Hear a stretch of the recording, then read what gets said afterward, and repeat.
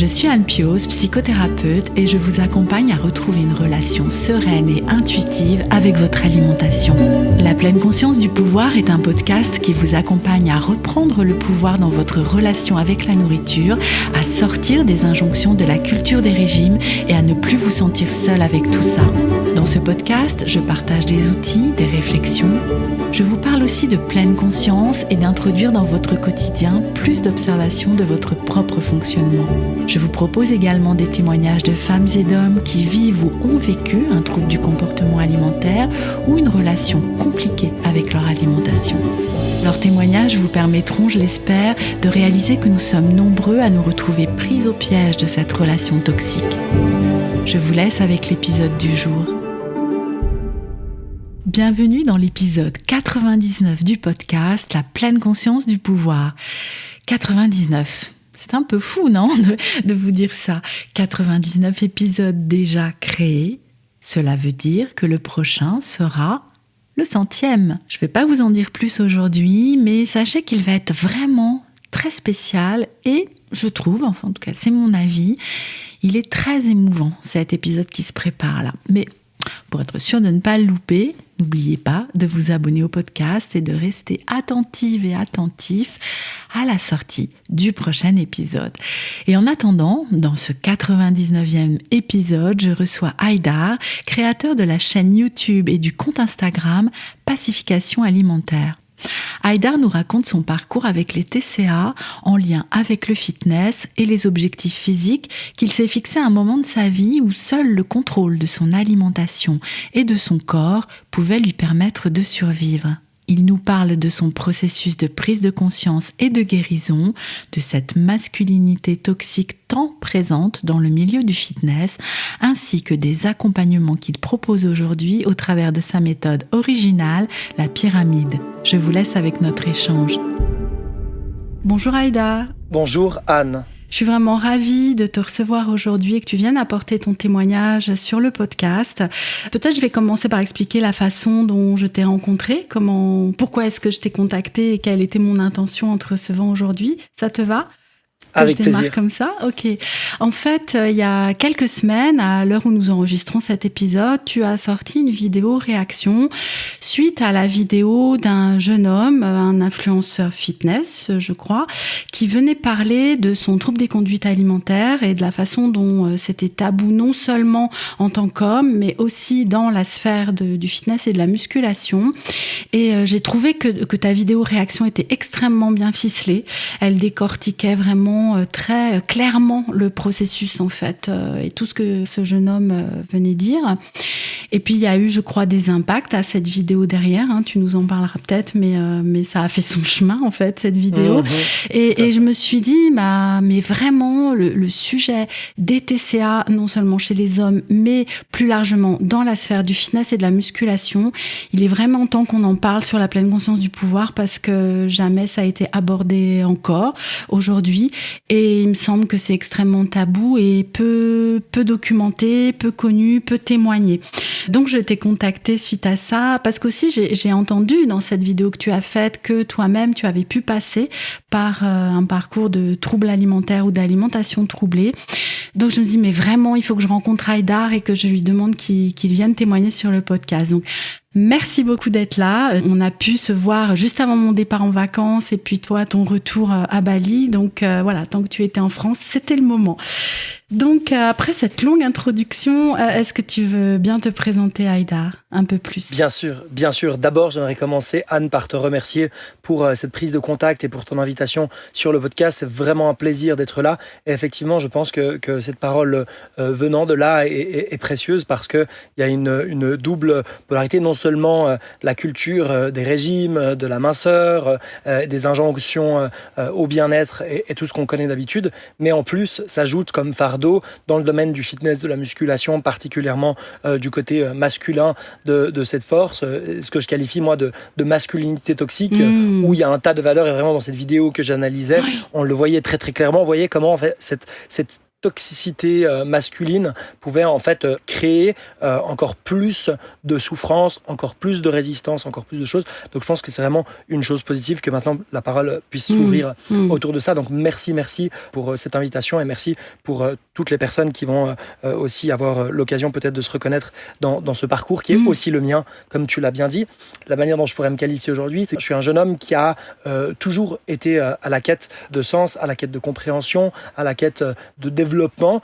Et pour moi, c'est passé par la nutrition et par le sport, la musculation. La manière dont ça s'est déroulé pour moi, c'est que finalement, il y avait aujourd'hui, j'en parle avec le regard que j'ai aujourd'hui. Évidemment, à l'époque, j'avais pas cette conscience, mais j'avais finalement beaucoup de fragilité au niveau de mon identité, de ma sécurité émotionnelle, qui était vraiment brinque-ballante, et ma capacité, je dirais, pas de gestion émotionnelle, parce que je déteste cette formulation, mais plutôt d'accueil de mes émotions et d'accueil de mon stress et ces choses-là.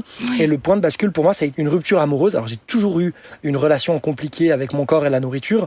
Je me souviens de mon plus jeune âge, j'avais tendance à tout d'un coup décider que j'allais plus manger parce que je trouvais qu'il fallait que je mange moins. Et du coup, je décidais que j'allais aller courir. Et ça Mais toujours... quand tu dis ton plus jeune âge, tu as une idée de l'âge que tu avais ? Je crois tout au début de l'adolescence, déjà dans la période prépubère, dès l'âge, je pense, de 12-13 ans. Après, j'ai été assez précoce pour beaucoup de choses, donc j'imagine que ça allait dans le package de cette précocité, mais toujours eu ce rapport ambivalent avec le fait de se priver, de se restreindre, et puis ensuite d'avoir la joie de manger beaucoup et avec plaisir.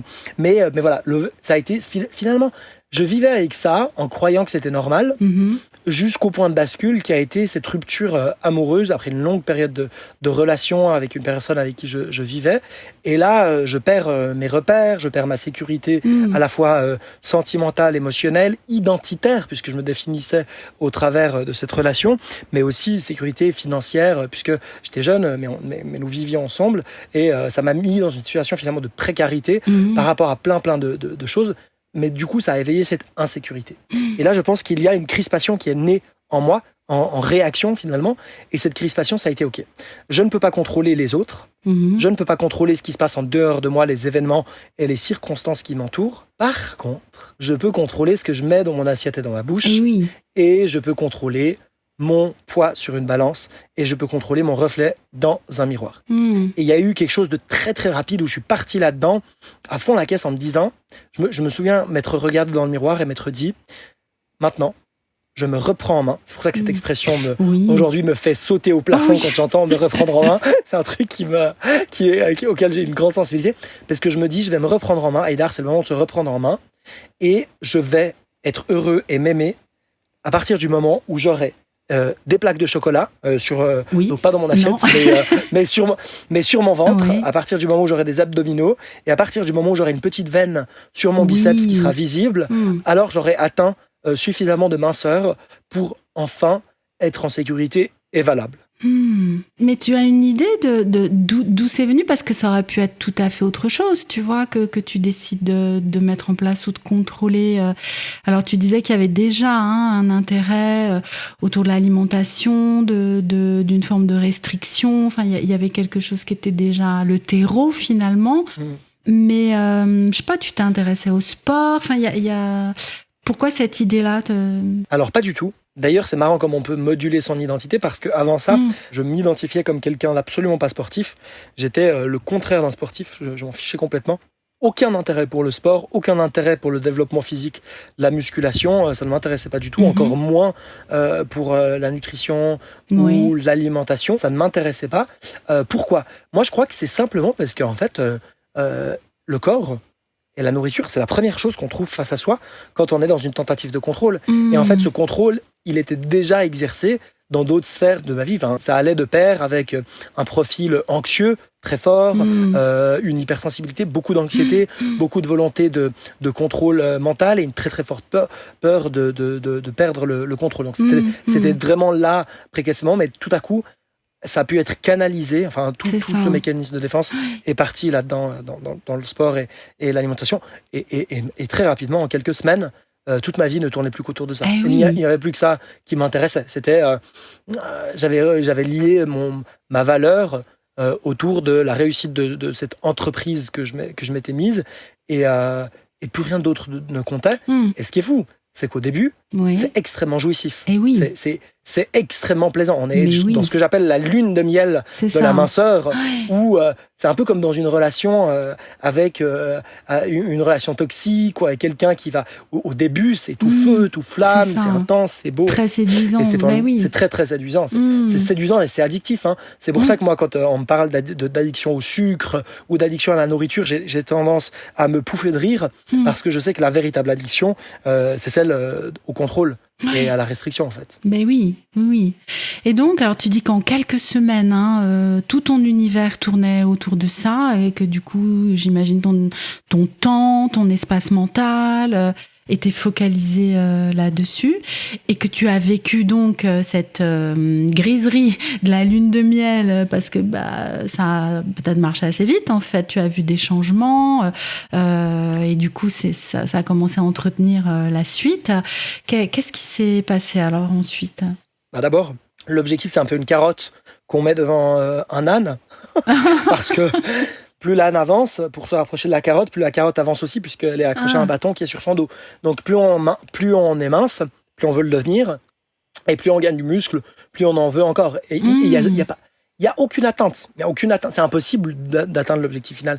Mais tout de même, j'ai eu une volonté et une motivation. Vous savez, ces éléments qui sont tellement mis en avant dans les vidéos de musculation, de fitness, l'autodiscipline, le fait d'être fort, d'avoir de la volonté, d'être motivé, parce que ça nous donne un sentiment de supériorité, de sécurité, d'identité. Tout d'un coup, on fait partie de cette catégorie de personnes qui se bougent et qui veulent devenir la meilleure version de soi-même. Alors, je me gargarisais de ce type de contenu et de type de pensée, et donc c'était vraiment extrêmement bien et formidable.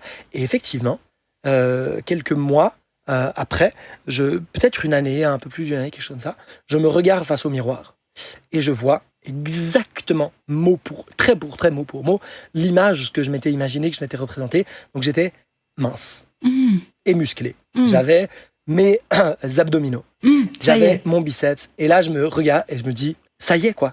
Et en plus, je me souviens que j'avais organisé un shooting photo pour immortaliser ça. Donc, j'allais se préparer. Les 3 jours avant, j'avais fait un jeûne hydrique où j'avais arrêté de boire, où j'avais fait des détox, où j'avais arrêté de prendre du sel pendant une semaine, où j'avais fait plein de soda. Enfin, vraiment, j'avais fait la totale pour atteindre des objectifs. Et j'ai les photos. Et c'est vrai que quand je revois les photos, je me dis, waouh, c'est impressionnant, quoi, comme résultat. Donc, je suis vraiment allé au bout du truc, quoi.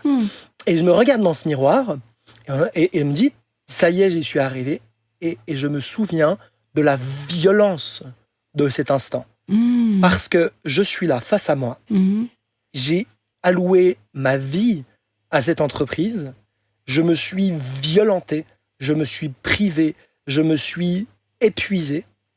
Et j'ai atteint les objectifs. Sauf que, aux grandes surprises, les abdominaux et la veine sur mon biceps n'avaient en rien résolu la vraie racine du problème, qui était la mésestime et le manque d'amour et le manque de sécurité et le non-alignement et le non-accueil de mon monde intérieur.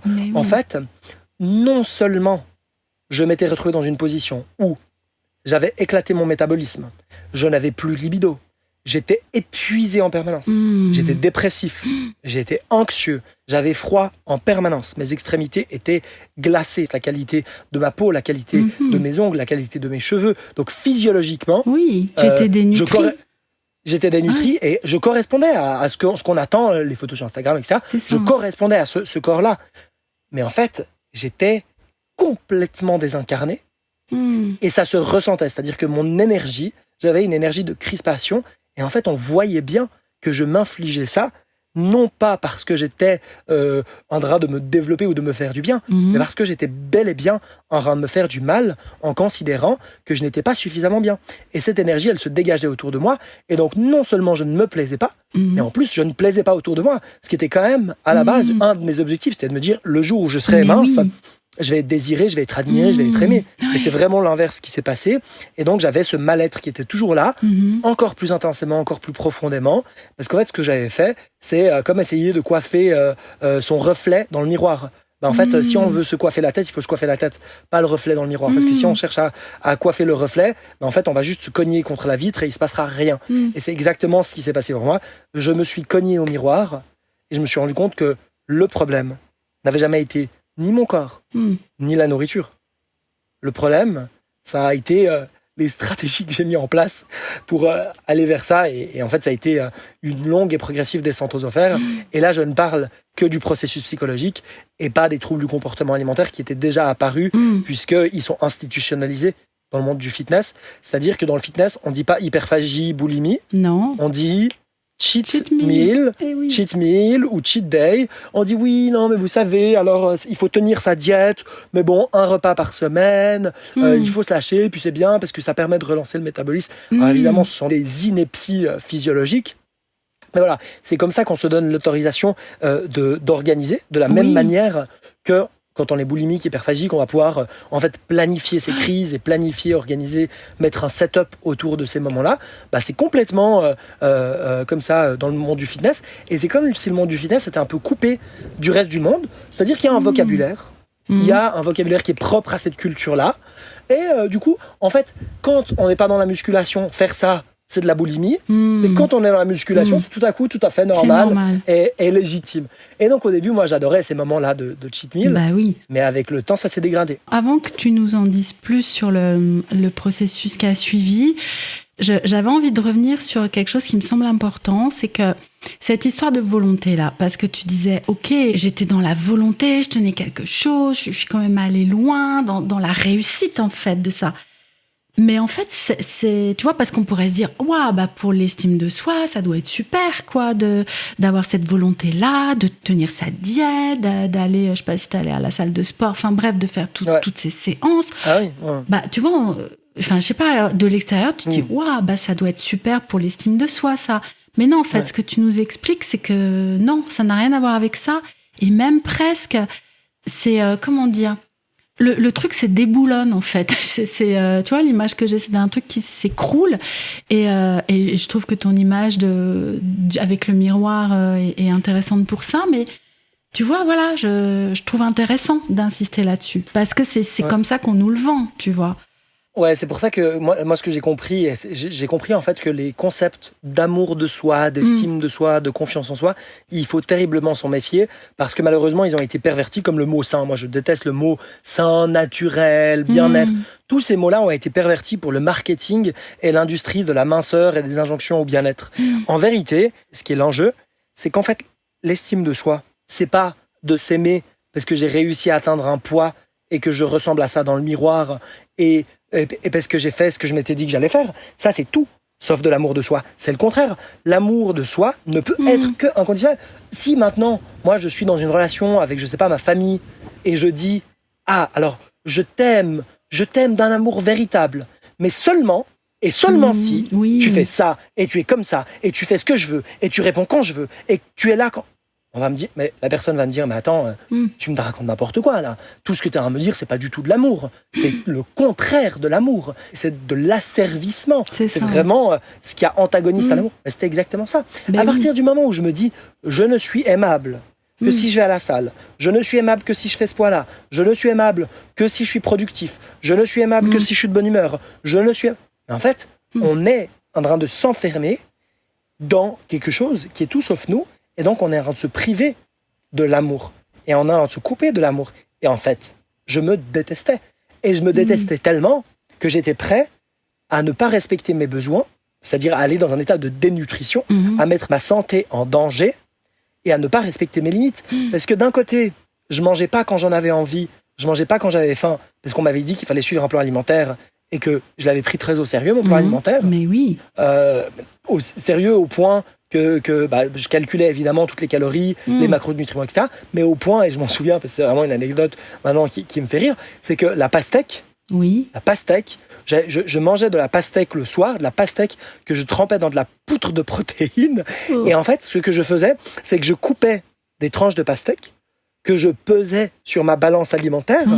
Ensuite, je mangeais la pastèque et puis je repesais les bordures de la pastèque pour déduire le poids de la pastèque. C'est pour dire à quel point je suis allé loin dans la folie du contrôle. Et en fait, tout ce que ça a fait, c'est que j'ai pas respecté du coup mes besoins. Oui. Mais que par conséquent, je devenais incapable de respecter mes limites. Donc j'avais aucune limite en termes de fatigue, aucune limite en termes de stress, aucune limite en termes d'entraînement et aucune limite en termes de manger. Et c'est là que mes troubles du comportement alimentaire m'ont fait frôler parce qu'il y a eu plusieurs épisodes où je me suis retrouvé les genoux à terre à vouloir me faire vomir tellement tellement l'inconfort ou le mal-être physique au vu des quantités que j'avais ingurgitées était important. Et là on voit qu'en fait on n'est que dans de l'autodestruction et donc il n'y a rien de l'ordre de l'amour de soi là-dedans. Il n'y a rien qui peut aider l'estime de soi, c'est factice. Mais oui, complètement. Et donc tu disais que voilà, au bout d'une année à peu près, où tu atteins cet objectif, les veines, les tablettes de chocolat, ce que tu t'étais fixé. Est-ce qu'on peut dire qu'il y a une prise de conscience à ce moment-là ? Oui. Là, je me rends compte qu'il y a un problème. Je me suis mis dans une position qui est terrible, parce que non seulement je me déteste toujours autant, voire plus, qu'au début de cette histoire, mais en plus, j'ai brisé mon métabolisme, et je me souviens, et vraiment, en fait, là, on se dit, mais c'est ridicule, il pesait sa pastèque, il est complètement dingo. Mais ce qu'il faut savoir, c'est que j'avais tellement abusé de ces méthodes et j'étais tellement allé loin qu'en fait, le fait de manger, si je dépassais d'une ou deux pommes, si je mangeais une pomme ou deux pommes, on se dit, mais qu'est-ce que c'est ? Si je mangeais une ou deux pommes, je le voyais sur la balance le lendemain matin. Évidemment, je le pesais tous les jours. Je le voyais sur la balance. Et donc, la moindre calorie supplémentaire, mon corps la stockait. Donc, je prenais du poids extrêmement facilement. Donc, j'étais vraiment bloqué à un endroit où je ne pouvais plus maigrir plus. Voilà. Et aussitôt que j'essayais un tout petit peu d'amener de la flexibilité, alors je le payais droit derrière.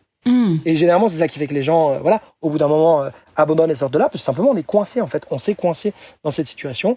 Et moi, je m'aperçois que je suis coincé, mais je suis encore loin, très loin, d'avoir mis le mot boulimie, hyperphagie, trouble du comportement alimentaire, tout ça, m'était parfaitement étranger. Et en plus, je voyais que tout le monde sur YouTube et Instagram faisait ça. Je ne voyais pas pourquoi est-ce que ce serait différent pour moi. Bien sûr. Et du coup, alors, tu fais quoi ? Tu continues ? Ça va encore plus loin ? Comment ça évolue ? Là, je suis dans le cercle vicieux qui va durer des semaines et des mois encore, dans lesquels je vais passer par des phases de compulsion, de lâcher prise. Alors le cheat meal, je me souviens, pour moi c'était le vendredi soir, ça commençait à 19h, ça terminait. C'est marrant, ça c'est souvent le week-end, je sais pas pourquoi. Mais bon, on se lâche le week-end, quoi. Mais là, au départ, donc c'était le vendredi soir. C'est ça. Et donc, j'avance comme ça vers cela. Et puis en fait, ça devient de plus en plus important, en fait. C'est-à-dire que toute la semaine, j'attends ce moment-là. Ensuite, j'en mets 2. Puis c'est toujours justifié par les diètes, etc. Je me dis, je vais enlever des glucides 2 jours dans la semaine, puis je vais les remettre là. Puis... Donc c'est vraiment la compensation. Donc je craque, je compense, je craque, je compense, je craque, je compense. Et je vais faire ça pendant des semaines, des mois. Mais en fait, c'est terrible, quoi. Je suis au bord du burn-out, c'est un tableau total. Quand on ne se respecte pas et qu'on ne connaît pas ses limites, c'est aussi dans les relations, c'est aussi au travail, c'est aussi... c'était vraiment un tableau global. Et j'arrive à un moment où je me souviens... YouTube, l'algorithme de YouTube, à un moment donné, parce qu'il faut savoir qu'à cette époque-là, j'avais déjà une chaîne YouTube. Je parlais, et moi maintenant sur ma chaîne, c'est toutes des vidéos, et d'ailleurs j'y pensais à l'instant, c'est toutes des vidéos que je reprendrais, je ferais des vidéos réactions à mes propres vidéos, à mes vidéos de l'époque où je donnais des conseils de perte de poids, quoi. Et quand je les regarde, je vois le mal-être qui se cachait là derrière, c'est terrible. C'est pour ça aujourd'hui que je peux réagir à ces vidéos, mais c'est vrai qu'il faudrait que je réagisse aux miennes, en fait, ce serait peut-être ce qu'il y a de plus intéressant finalement. Et donc je tombe avec l'algorithme de YouTube sur une vidéo qui parle de craquage alimentaire, etc.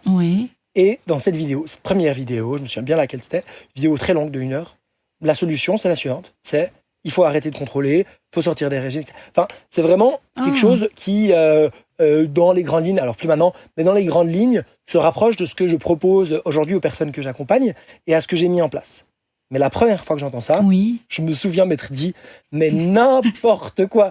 Je me dis, mais c'est tellement dangereux de dire ça aux gens, de dire qu'il faudrait qu'ils arrêtent de contrôler leur alimentation. Mais si je faisais ça, je deviendrais évidemment obèse morbide. Eh ben oui, parce que je serais totalement hors contrôle. Forcément que c'est ça la croyance. Et oui. Donc ça c'est mon premier contact avec l'anti-régime de manière globale. Et puis en fait l'univers organise bien les choses. Donc, il y a d'autres vidéos qui arrivent dans mon algorithme, sur ma page d'accueil YouTube. Il est malin, cet algorithme, hein, finalement. Il est magique, cet algorithme. Cet algorithme YouTube, je lui dois beaucoup. C'est pour ça qu'aujourd'hui, j'aime tellement cette plateforme, et c'est ma plateforme principale. C'est parce que c'est la plateforme que j'aime le plus aussi en tant que consommateur. Mais donc, j'aime proposer du contenu sur YouTube. Et donc, il y a de plus en plus de vidéos qui tombent là-dessus, et puis des rencontres de personnes clés comme ça. Et je me dis, mais en fait, je comprends, ouais. En fait, oui. Ça fait son chemin. Je me dis, mais attends, ouais, j'ai des troubles du comportement alimentaire. En fait, c'est pas normal ce qui se passe. Et en fait, c'est possible de vivre autrement. Avec la peur terrible de se dire, mais attends, si je lâche prise, si j'arrête de contrôler, qu'est-ce qui va bien se passer pour moi ? Oui.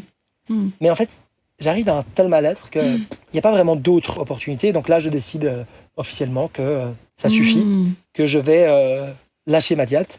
Et c'est aujourd'hui sur ma chaîne YouTube la première vidéo en termes de temps, enfin la plus éloignée, qui est il y a 5 ans en arrière, et qui s'appelle « Je lâche ma diète ».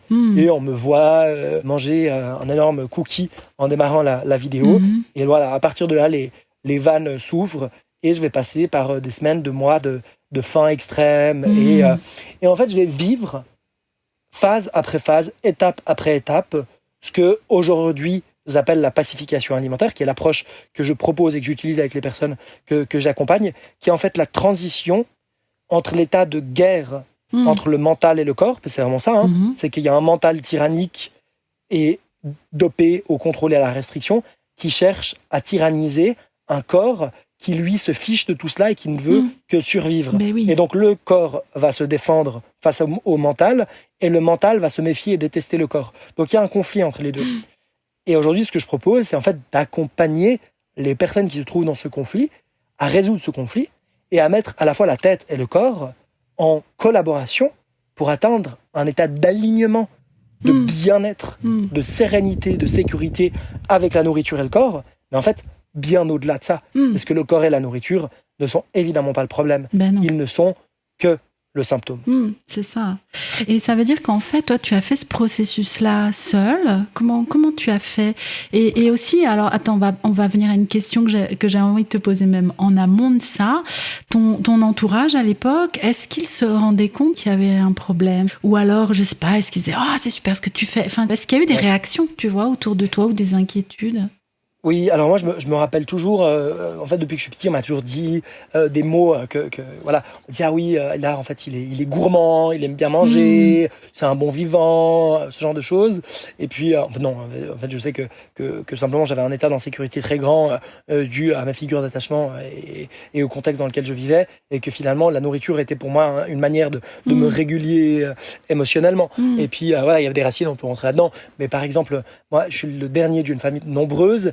Et donc, ma maman n'avait pas tellement le temps ni l'espace de s'occuper de moi. Et donc, sa manière à elle de nous dire à tous ses enfants « je vous aime », c'était manger, regardez, cette nourriture, c'est finalement non seulement de la nourriture physiologique, mais surtout comprenez bien, chers enfants, que cette nourriture est une nourriture affective. Et donc, quand un enfant comprend ça, les besoins affectifs d'un enfant sont importants. Et donc, si on lui dit que la nourriture va le nourrir affectivement, alors il mange beaucoup. Et c'est effectivement ce qui a été pour moi. Donc, gourmand, ça, c'est des choses qu'on me disait. Oui. Et puis ensuite, quand j'ai commencé à perdre du poids, oui, effectivement, on m'admirait, on me disait, mais attends, incroyable, la perte de poids. Puis après, on a commencé à me dire, mais attends, tu perds quand même beaucoup de poids, est-ce que c'est sûr, machin et tout. Puis on voyait bien que j'étais plus la même personne. J'étais quelqu'un à l'époque de joyeux, d'extraverti. Là, je parlais moins. J'étais invisible. Je perdais de l'intérêt. Enfin voilà, on voyait bien que j'étais un peu de sombré. Et puis, les gens ont assisté au cheat meal. Et je me souviens d'un en particulier. C'était un vendredi soir où j'avais invité des amis à venir à la maison. Chose que je ne ferai plus après. Mais ce soir-là, j'ai invité des amis à la maison. Et on a mangé une fondue au fromage. Sauf que c'était mon cheat meal. Et en fait, en rentrant à la maison, donc je suis allé faire les courses pour ce dîner. Mais moi, j'avais, à ce moment-là, mon cheat meal, c'était les chocolats Kinder. Des Kinder Bueno, Kinder machin, etc. Tous les chocolats. Et donc, j'avais acheté une quantité pas possible. Et je me souviens que j'ai dû manger, je sais pas, 2-3 paquets complets de Kinder avant d'arriver à la maison. Sachant que j'avais peut-être 10-15 minutes de marche depuis le supermarché jusqu'à la maison. Donc, j'étais déjà plein avant que qui que ce soit ait mis le pied chez moi. Ensuite, on a mangé l'apéro, la charcuterie, les fromages, les trucs. Ensuite, on a mangé la fondue au fromage. que j'ai pratiquement mangé tout seul. Et évidemment, on devait être 5 et j'ai pris de la quantité pour 8. Et puis ensuite, j'avais acheté de la forêt noire. Et j'avais mangé pratiquement la forêt noire tout seul parce que personne pouvait manger ça. Personne avait et donc, faim. j'ai dû, peut-être ce soir-là, rétrospectivement, peut-être avaler, je sais pas, 10 000 peut-être calories, 10 15 000 calories. Un truc invraisemblable au point qu'être debout était plus possible, en fait. D'être debout. Et là, on m'a dit, mais on me regardait, mais on me disait, mais comment tu peux continuer à manger? Puis qu'est-ce qui t'arrive, quoi? Pour moi, il n'y avait rien, il n'y avait pas de problème. Je m'étais privé toute la semaine, pourquoi est-ce que ce serait un problème? J'étais juste à faire mon cheat meal, puis en plus, j'avais bien vu dans les vidéos que j'avais le droit de le faire. Mais là, j'ai vu que dans le regard, il y avait un problème.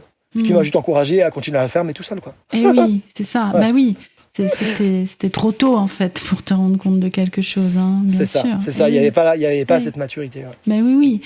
Et avec le recul, est-ce que tu crois pas qu'on peut dire que tu souffrais de boulimie? Si, complètement. Après, moi, je suis dans une approche où, voilà, dans la pacification alimentaire, une des invitations qui est faite, c'est progressivement à ne pas se pathologiser, dans le sens où je pense que le fait de se mettre des étiquettes peut aussi être dangereux. Ça a son utilité, c'est pas inutile dans le sens où je pense que c'est surtout utile en fait pour les professionnels de la santé, pour les thérapeutes, etc. Parce que ça donne un peu un cadre de référence, etc.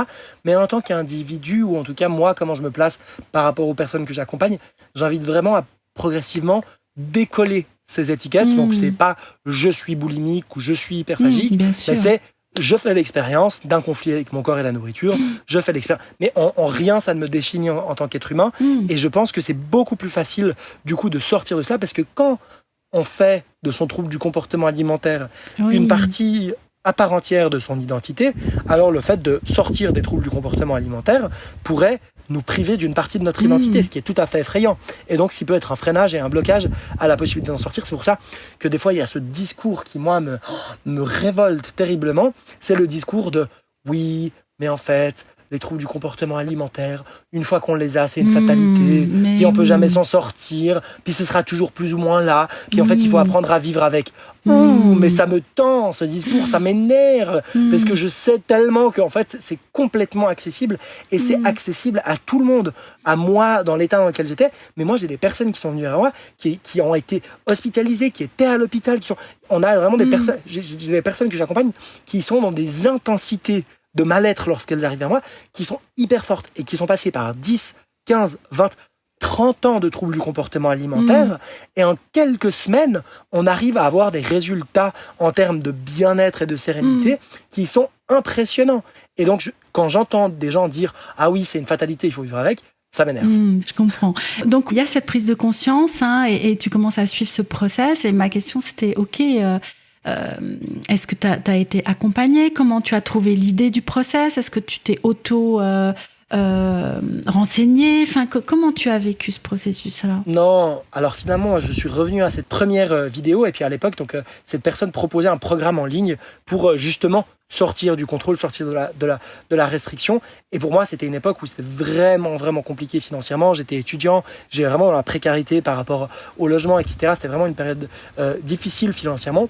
Mais après un peu de réflexion, je m'étais rendu compte que j'avais vraiment besoin, en fait, d'avoir des outils ou un cadre, en tout cas, pour m'aider à sortir de là, parce que c'était vraiment chaotique et effrayant. Et donc, j'avais pris ce programme en ligne qui m'avait donné, je dirais, voilà, les grandes lignes. Donc, c'était pas un accompagnement. Je pense qu'à l'époque, j'aurais pu m'économiser beaucoup de difficultés, de pièges, de souffrances, etc. si j'avais été accompagné. Mais donc, j'ai eu au moins ce cadre-là et ces outils-là par le biais de cette formation qui n'était pas quelque chose de réel, mais voilà, qui m'a donné les grandes lignes et qui m'a permis, du coup, d'aller jusqu'au bout du process, mais sans toujours avoir toutes les réponses. Et donc, finalement, la pyramide, qui est le programme en ligne avec lequel je travaille, vient avec de l'accompagnement en individuel. Tout ça, ça correspond à ce dont j'aurais eu besoin lorsque j'ai eu ces prises de conscience. Parce qu'en fait, la prise de conscience est indispensable et super, mais quelque part, elle sert à rien si on n'est que dans la compréhension intellectuelle. Moi, je sais qu'il y a des gens qui nous écoutent, et il y a des gens qui regardent les vidéos. Et ça fait des semaines, des mois, voire des années qu'ils nous écoutent. Ils ont tout compris. Et ils pourraient répéter tout ce qu'on dit et toute la théorie, mot à mot, mais souffrent toujours de troubles du comportement. Ils m'ont dit, pourquoi? Moi, j'ai l'impression d'avoir compris, de ne pas être dans le contrôle. Pourquoi je souffre toujours? Et en fait, la réponse, elle est toute simple. En fait, ce qui se passe, c'est que comprendre intellectuellement, c'est dans la tête, mais que pour avoir des résultats concrets, il faut être dans un processus d'intégration. Et l'intégration se passe dans le corps, par l'expérience pratique, Mais la mise en mouvement, la mise en action, Mm. et surtout par l'émotion, le ressenti. En fait, l'autre hypothèse, c'est que très souvent, si on se dissocie de notre corps, c'est parce que notre mental a bien compris que quand il y a une émotion désagréable, c'est dans le corps qu'elle se manifeste. Mm. Et donc, pour mieux s'en protéger, alors on décide à un moment donné de se dissocier. C'est pour ça que souvent, les personnes qui ont des troubles du comportement alimentaire, au niveau de l'enfance, ont eu une enfance qui n'était pas forcément, ou pas systématiquement, hyper structurante, cadrante, sécurisante, avec pas toujours les moyens de vivre, d'exprimer son monde émotionnel, etc. Et parfois aussi des traumas et des choses comme ça qui ont été bloqués. Et on a bloqué ce magma émotionnel au fond de son ventre, au fond de son être, au fond de son corps. Et le meilleur moyen pour garder ce magma sous contrôle, c'est le contrôle. Eh ben oui, donc justement.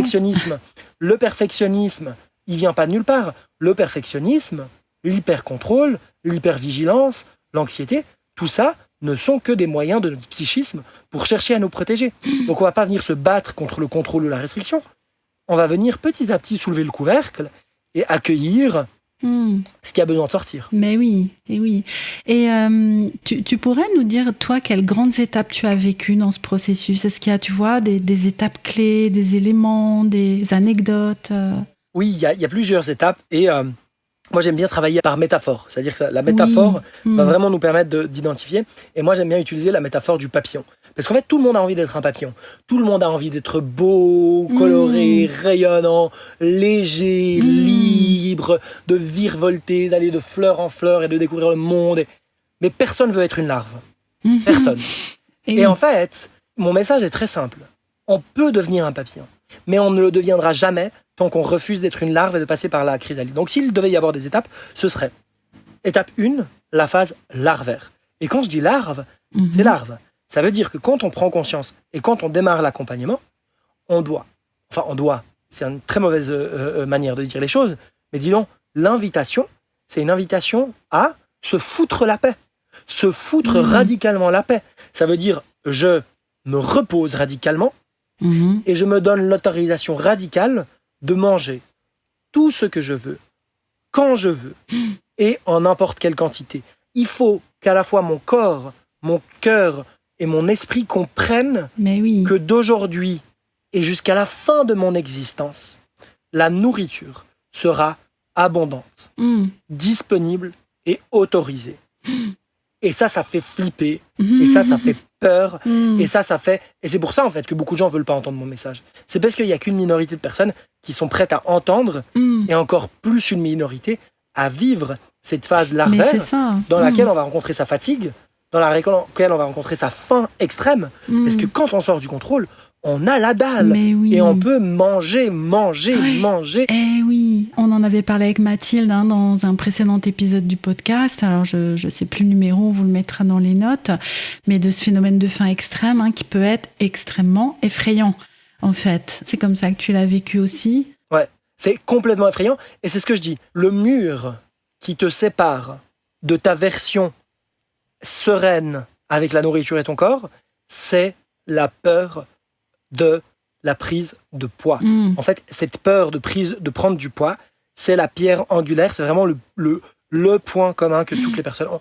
Tout le monde me dit, et moi je sais que je pourrais peut-être faire 10 fois mon chiffre d'affaires aujourd'hui si je disais aux gens, je vais vous sortir de vos troubles du comportement alimentaire sans prendre de poids. Ah ben oui. Et même, vous allez sortir des troubles du comportement alimentaire en maintenant votre poids ou en perdant du poids. Mais oui. Et c'est pour ça, et je le regrette. Et moi, maintenant, je fais un travail vraiment de dénonciation parce que c'est important pour moi d'aller voir les gens qui vendent ça, parce que c'est super en termes de marketing, mais ça marche très très bien, parce que c'est ce que les gens veulent. C'est ce que les gens veulent.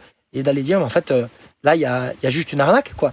Parce que, en fait, on va pouvoir amener une forme de flexibilité dans son contrôle et dans sa rigidité, qui va du coup diminuer l'intensité de ces troubles du comportement alimentaire, mais on n'a rien réglé du tout. Mais non. On n'a pas du tout réglé le problème. On a juste diminué son intensité, c'est tout. On a amené un soulagement superficiel et passager. Et moi, c'est pas du tout ce que je fais. Donc, on doit passer par cette première phase, qui est la phase de la larve. La phase de la larve se repose, la larve mange, la larve se fout la paix, elle se laisse le temps d'être rien d'autre qu'une larve. Et on se sent lourd, et on se sent fatigué, et on se fout la paix, et on prend le temps qu'on a besoin de prendre. Ensuite, il va y avoir la phase de la chrysalide, dans laquelle on va commencer à se construire un cocon. Parce que quand je me pèse, quand je regarde mon reflet dans le miroir, ou quand je regarde le regard des autres, ce que je fais, c'est que je cherche des indicateurs externes pour parler de ma valeur ou de si oui ou non je suis en sécurité. Ça veut dire que je vais être en sécurité et je vais avoir le droit d'être bien heureux et de m'apprécier si c'est le bon chiffre sur la balance, si c'est le bon reflet dans le miroir et si j'ai la bonne remarque ou le bon truc de la personne extérieure. Mais quelle privation de liberté, mais quel enfer quand on n'a pas les bons trucs, mais aussi quand on a les bons trucs. Quand tout le monde nous dit « Ah, mais qu'est-ce que t'es beau !» puis qu'on a le bon chiffre sur la balance, puis qu'on a le bon reflet, c'est le pire. C'est le pire. Et là, en fait, il va falloir couper ces indicateurs externes, les uns après les autres, c'est-à-dire que le reflet dans le miroir, la balance, toutes ces choses-là, on va les couper. Et qu'est-ce que ça va créer ? D'abord, une grande perte de repères, qui va être très inconfortable. Insécurisante, oui. Mais ensuite, en fait, on va s'apercevoir qu'on va pouvoir créer une autonomie de sécurité à l'intérieur de soi. Et en fait, il va y avoir ce sentiment tout à coup de sérénité, au début très très discrètement, mais qui va petit à petit apparaître. Au fond de soi, tout à coup va naître la sécurité, l'alignement. Et moi, j'adore ce moment-là dans l'accompagnement que j'ai fait. Les gens me disent « Mais attends, Eldar, je crois que je commence à comprendre de quoi tu parlais. » Parce que, en fait, tous les gens qui débarrent l'accompagnement, je leur dis ça, mais c'est comme essayer de parler chinois à quelqu'un qui parle pas chinois. Oui. Ou alors d'expliquer à quelqu'un la neige alors qu'il a toujours vécu dans le désert. Tu peux lui dire, écoute, la neige, c'est de l'eau, mais c'est de l'eau quand il fait tellement froid qu'il devient un peu solide, mais en plus, elle n'est pas complètement solide. Mais en fait, tu vas voir que en fait, la personne, elle a vécu dans le désert. On peut lui expliquer tout ce qu'on veut. Tant qu'elle n'a pas une boule de neige dans la main, elle comprend pas. En fait, là, c'est exactement pareil. Quelqu'un qui a toujours vécu par l'extérieur, quand il commence à construire à l'intérieur, ça c'est la seconde phase de chrysalide, une fois qu'il a cette phase-là, en fait, mais qu'est-ce que c'est que ce truc ? Et en fait, ça s'appelle l'autonomie de sécurité. Et en fait, tout d'un coup, on devient autosuffisant par rapport à ça. Et peut-être autosuffisant, c'est pas le bon terme, parce qu'on est toujours en interaction, on est des animaux sociaux. Mais en tout cas, on va construire un socle de sécurité. Sur lequel on va pouvoir s'appuyer. Et ça, c'est la phase de la chrysalide dans laquelle on va vraiment vivre ça. Et puis, il y a la troisième phase, qui est la phase du papillon. Et la phase du papillon, c'est lorsque je me suis créé mon identité, mon alignement, que je me suis reconnecté à mon corps, donc à mes émotions, donc à mes ombres, donc à mon histoire, donc à tous ces éléments.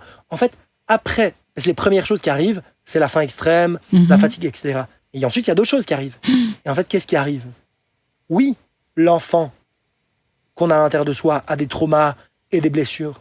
Mais il n'a pas que ça.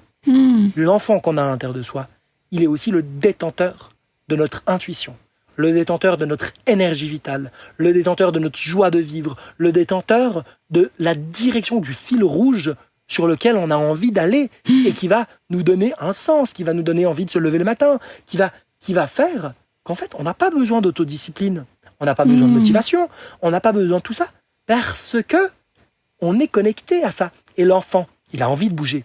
Il n'a pas besoin qu'on lui dise « t'as besoin de perdre des calories ». Il a juste envie de bouger. Il a envie d'utiliser ses muscles, il a envie d'utiliser ses articulations, il a envie d'être en vie, de sentir son cœur qui bat, il a envie de sentir les fleurs, il a envie de toutes ces choses, il a envie de jouer, et c'est joyeux, et c'est beau, et ça, c'est la fin. Quand on me dit « mais attends, Ida, je sens de l'énergie qui revient, je sens de la joie, je me remets à pleurer, mais quand je me mets à pleurer, mais après je me mets à éclater de rire, j'avais plus ri comme ça depuis si longtemps, j'avais plus pleuré. » Et souvent on me dit, ça change tout. Je dis, mais moi j'étais au bord de la séparation, ma relation ça n'allait plus, au travail je supportais plus les gens. Alors, et du coup, ce qui se passe, souvent les gens viennent en me disant, écoute Haïdar, moi ce que je veux faire, c'est réussir à arrêter de manger quand j'ai plus faim, et c'est ne pas trop prendre de poids. Puis en fait, ils se retrouvent à la fin de l'accompagnement, ils ont changé de job, ils sont sortis de leur relation où ils l'ont arrangé, puis ils sont partis à l'autre bout du monde, puis en fait, parce qu'on est dans la phase du papillon, et le papillon, une fois qu'il a ouvert ses ailes, et que ses ailes sont irriguées, alors il va pouvoir s'envoler et jouir de l'existence. Et là, c'est une beauté, et c'est une légèreté. Et souvent, c'est dans cette phase de légèreté de l'être que le corps matérialise cette légèreté, et que là, alors c'est pas systématique, mais il y a une perte de poids qui arrive. et une perte de poids que j'appelle une perte de poids naturelle, dans le sens où c'est pas une perte de poids qui est consécutive à du contrôle et à de la restriction, mais qui est une perte de poids qui est simplement le corps qui se sent en sécurité. Et quand le corps se sent en sécurité, il se dit mais j'ai pas besoin d'avoir des stocks de gras. Si je suis pas menacé, j'ai pas besoin de stocks de gras. Et donc petit à petit, il y a une perte de poids extrêmement lente, extrêmement discrète qui va se mettre en place et qui va nous ramener sur le set point, donc le poids d'équilibre auquel notre corps est confortable. C'est ça. Si tant est que le corps n'ait pas trop souffert en fait de tout ce qui s'est passé avant finalement. Sachant que moi je remarque quand même assez souvent déjà une stabilisation du poids. Tu vois, un poids qui se stabilise et qui ne fait plus du yo-yo potentiellement ou qui commence avec un corps qui commence à se rassurer. Et ce que je trouve extrêmement intéressant entre autres dans ce que tu disais, c'est justement d'une manière générale de faire l'expérience des choses en fait, d'avancer dans ce processus ne peut se faire qu'en faisant l'expérience, qu'en vivant les choses, pas juste en les comprenant. Et en même temps, je peux tout à fait comprendre qu'il faille du temps parce que ça fait extrêmement peur aussi de se dire oh là là, mais il va falloir que je me donne cette liberté inconditionnelle de manger, et je rencontre aussi comme toi des personnes qui me disent bah oui, je le fais déjà en fait je mange quand j'ai faim, je m'interdis aucun aliment. Mais ça marche pas votre truc, quoi. Ça marche pas votre truc. On me le dit pratiquement tout le temps, ouais. On me dit, mais moi, je me contrôle pas, moi. Bah non. Et puis en fait, quand on creuse un peu, ce qu'on voit, c'est que si en fait il y a du contrôle, il y a toute cette restriction cognitive qui est là et qui n'est pas encore visible, pas encore vue en fait, et que non, c'est pas inconditionnel en fait. Et qui va mener, j'ai beaucoup aimé ta métaphore du papillon, en fait, à quelque chose qui va s'ouvrir à finalement ce que tu nommais l'enfant intérieur de nous, nos valeurs profondes, ce que dans l'approche ACT, thérapie d'acceptation et d'engagement, on va appeler ce travail sur nos valeurs, ce qui est important pour nous et qui va guider nos actions. En fait, quel que soit notre état intérieur, même s'il est difficile, on va pouvoir continuer à avancer vers ce qui est important pour nous, sans avoir besoin, par exemple, de la nourriture ou sans avoir besoin du contrôle, puisque s'il y a addiction, tu le disais tout à l'heure aussi, elle est plutôt au contrôle qu'à la nourriture, en fait. C'est ça, ouais. Donc voilà. Et alors, je vois qu'on est bientôt à la fin de notre conversation, mais j'avais envie de revenir un petit peu sur ce milieu du fitness et de la musculation. Finalement, toi, en tout cas, par rapport à la toxicité de ce milieu, tu en es sorti assez facilement, non ? Comment tu dirais les choses ? Il y a eu ce déclic, il y a eu ce moment où tu t'es dit « Non, c'est plus possible de m'infliger ça ». Oui, et j'ai développé une aversion que je garde encore aujourd'hui.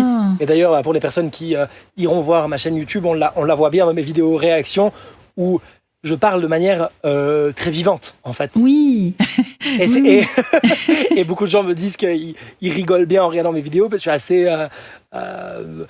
disons que j'ai pas la lance dans ma poche et que j'y vais franchement pour parler de ce que j'en pense. Mais finalement, est-ce que ça a été simple d'en sortir ? Non, parce que j'ai dû déconstruire un grand nombre de croyances sur lesquelles se basait mon identité. C'est ça. Et ce qui est paradoxal, c'est qu'en fait, après ma phase de larve, qu'est-ce qui s'est passé ? Est-ce que je suis devenu dans un mal-être ? Est-ce que je suis devenu obèse morbide ? Est-ce que ma santé et tout ça n'a plus... Mais en fait, c'est tout le contraire qui s'est posé. En fait, on ne peut pas prendre soin de soi tant qu'on ne s'aime pas inconditionnellement. Donc quand on me dit « Attends, moi je veux quand même pas devenir obèse », mais l'objectif n'est pas du tout de devenir obèse. Au contraire même, c'est que en fait, le fait de sortir du contrôle et de la restriction, c'est ce qui va nous permettre d'avoir un poids qui est confortable et qui est agréable physiologiquement. Et c'est le fait de rester dans les régimes qui, à court terme peut-être, va nous permettre de maintenir notre poids ou d'en perdre. Mais on le sait bien que sur 5 ans, 10 ans, 15 ans, 20 ans, c'est ça qui va vraiment nous amener à développer des pathologies ou un grand inconfort physiologique lié à un surpoids ou une obésité. Et donc l'objectif, c'est d'aller là-dedans. Donc moi, finalement, paradoxalement, le fait d'être passé par là, donc j'ai arrêté le sport, j'ai mangé tout ce que je voulais, etc. Et petit à petit, en fait, j'ai senti que j'avais de nouveau envie de bouger et j'ai redécouvert la musculation. Et aujourd'hui, je vais à la salle de sport 5 à 6 fois par semaine. Et j'adore aller à la musculation.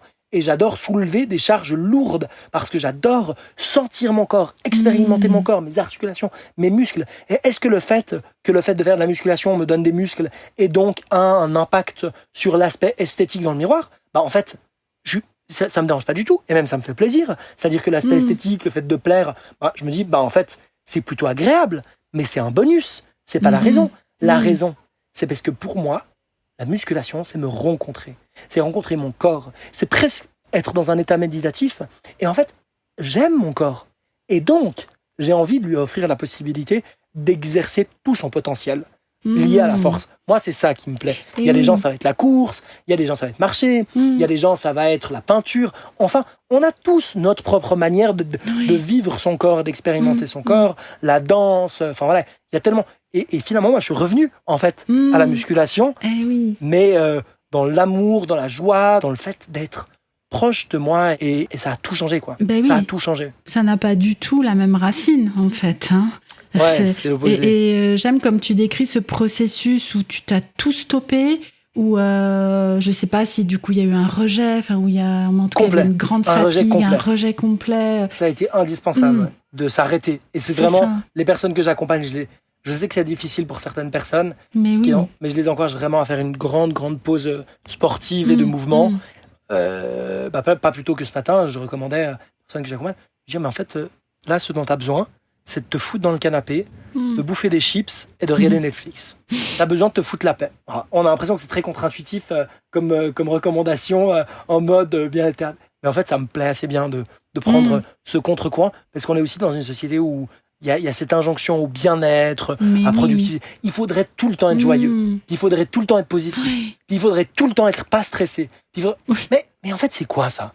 C'est quoi? On est en train de devenir quoi? On veut devenir une image Instagram ou est-ce qu'on veut rester un être humain? Et moi, j'ai tellement envie qu'on embrasse notre humanité et qu'on embrasse notre imperfection, ce qu'on appelle imperfection, qui en réalité est la perfection absolue. En fait, quand on dit devenir la meilleure version de soi-même, on ne fait rien d'autre que nier que la meilleure version de soi-même, c'est celle qu'on est déjà. Ben oui. Oh, c'est une magnifique phrase de conclusion, ça. Je sais pas ce que tu en penses. Il semblerait. Il semblerait. Oui. Voilà. Alors, avant qu'on se quitte, quand même, j'ai ma petite question récurrente qui serait, voilà, s'il y a une dernière chose que tu veux dire, un message que tu souhaites faire passer, quelque chose que tu n'as pas encore dit, qu'est-ce que ça pourrait être? Je crois que ma recommandation, c'est si aujourd'hui vous êtes en train de nous entendre, nous écouter, et que vous êtes reconnu dans cette souffrance, dans ce conflit, dans cet inconfort, etc., vous n'avez aucune condamnation. Il n'y a rien qui vous oblige à y rester. Rien.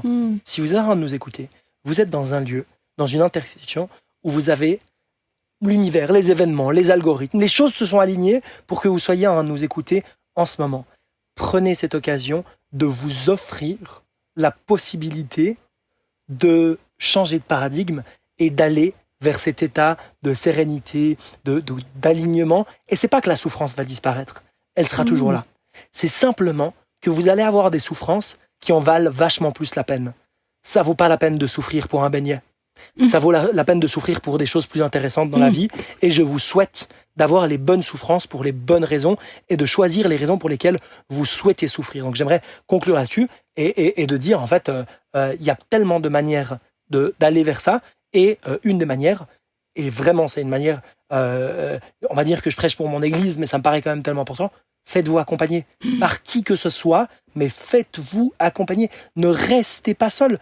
Vous avez le droit d'être soutenu, vous avez le droit d'être aidé, vous avez le droit de trouver un cadre et une structure, et ce que vous recevez de l'extérieur, un jour vous pourrez le donner autour de vous. Et donc faites preuve de générosité en vous offrant de l'accompagnement et du soutien. Une nouvelle super phrase de conclusion. Merci beaucoup, Aïda. Merci à toi, Anne. Ça a été un plaisir de pouvoir venir ici sur le podcast. Où est-ce qu'on peut te retrouver sur ta chaîne YouTube? C'est vraiment la plateforme que je recommande. C'est là que j'ai mis tout mon cœur et toute mon énergie. C'est donc la chaîne YouTube. C'est très simple. Ça s'appelle Pacification Alimentaire. Et puis sur Instagram aussi, Pacification Alimentaire. Voilà, c'est là qu'on peut me retrouver. et je suis à disposition de toutes les personnes qui auraient envie. Je propose des appels de bilan personnalisé qui sont un moment où en fait gratuitement j'offre des feedbacks aux personnes qui viennent pour simplement faire un point de parcours et offrir des opportunités de développement. Et donc s'il y a des personnes qui auraient envie de bénéficier de ça, c'est une possibilité que ces personnes ont aussi de me parler de vive voix, et parfois parler à un humain, c'est ce qu'il y a de plus efficace. Mais oui. Bon, on mettra bien sûr tous les liens dans la description de l'épisode. Je te dis à la prochaine. Merci Anne, à très bientôt j'espère. À bientôt.